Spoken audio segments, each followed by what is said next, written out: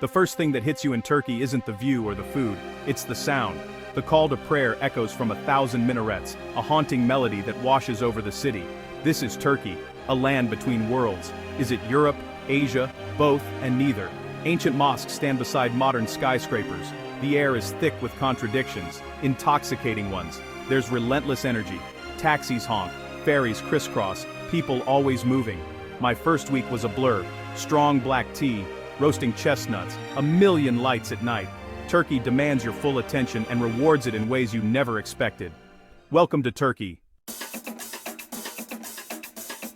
Living here is a dance of confusion and discovery. The language is a fortress. Your first attempts at Turkish are met with blank stares or rapid-fire replies. You're reduced to gestures and smiles, a humbling, oddly beautiful way to connect. Then comes the bureaucracy.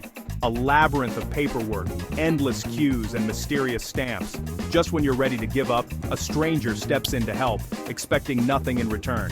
The surprises aren't just in the challenges, they're in the small moments. A nod and a tisk mean no. Time is flexible. Appointments are suggestions, not rules. You learn to let go of rigid schedules and embrace the flow. Turkey teaches you patience, whether you want to learn it or not. And just when you think you've figured things out, something new happens. Someone hands you their baby on a bus, or a shopkeeper invites you for tea.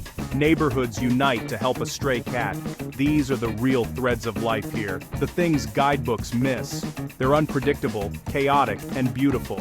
You fall in love with Turkey, not despite the frustrations, but because of them. It's a place that forces you to slow down, observe, and adapt. The chaos becomes part of the charm. Every day brings a new lesson, a new story. And in the end, you realize, the chaos is the point. That's what makes it unforgettable.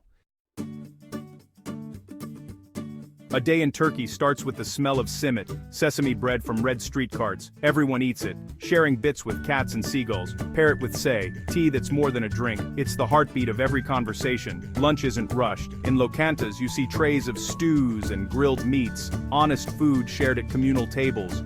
For a moment, you're part of a community. The afternoon slows. Shopkeepers sip tea on the sidewalk, watching the world go by. People talk about football, politics, gossip. It's a culture of engagement, not isolation. As a foreigner, you start as an observer, but soon you're drawn in, sharing tea, a smile, a few words. Evening transforms the city. Lights flicker on. Families gather for long dinners. Tables overflow with mies, grilled fish, kebabs, and conversation. Tea or raka flows, and stories are shared. This is where Turkish culture beats strongest, around the dinner table. Meals are more than food, they're connection.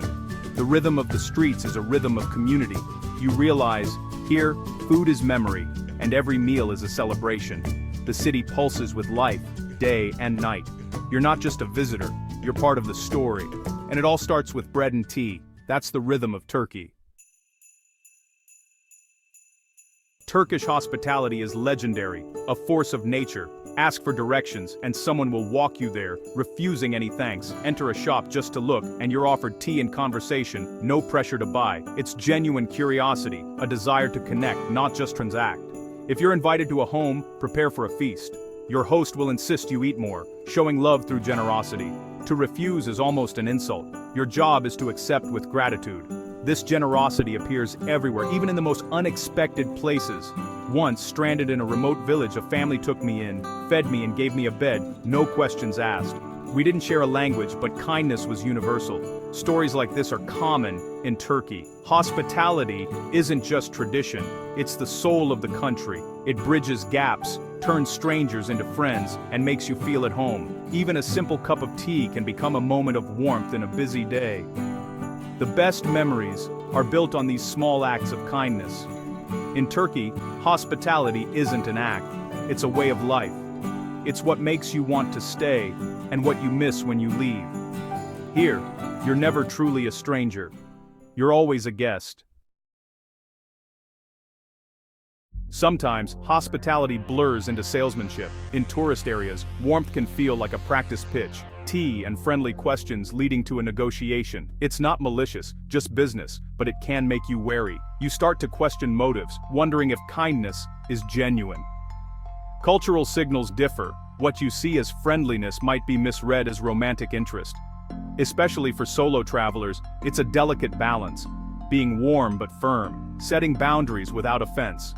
Over time, you learn to read situations, to distinguish between genuine invitations and sales tactics. But then, there are moments that cut through the confusion. An old woman guiding you through winding streets, a taxi driver refusing a tip, a baker giving you an extra pastry. These small acts remind you that real hospitality exists. They're the antidote to cynicism. At its core, Turkish kindness is real, a deep impulse to connect. You learn to take each encounter as it comes, open-minded and open-hearted. The genuine moments are the ones you cherish. They're what you remember long after you leave, and they're what bring you back.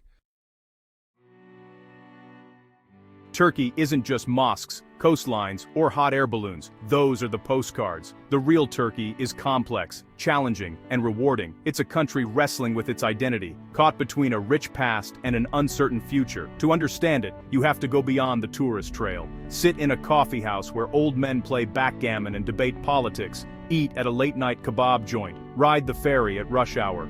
In these moments, you see the real country.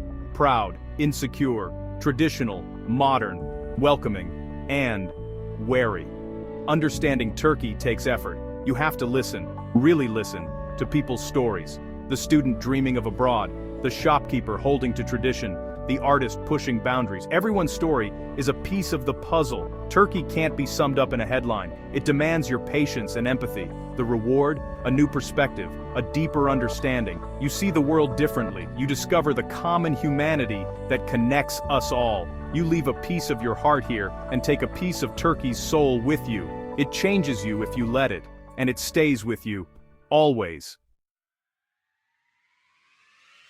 That's just a glimpse. A few stories from a place with a million more. Turkey isn't one story, it's a chorus of voices. The fisherman, the entrepreneur, the farmer, each has a story worth hearing. I've shared what I've seen, the good, the confusing, the beautiful. But a place is nothing without its people, and the travelers who pass through. Now the table is open, the tea is brewing, it's your turn. Have you been here? Did you find warmth, confusion, a piece of yourself? The world is big and complicated. We understand it by sharing our stories. So, tell me, what's your Turkey story? What did you find? What did you leave behind? Drop a comment, share your experience. Let's build a bigger picture of this incredible, mysterious place. The story is never over. There's always another meal, another road, another person to meet. I'm listening.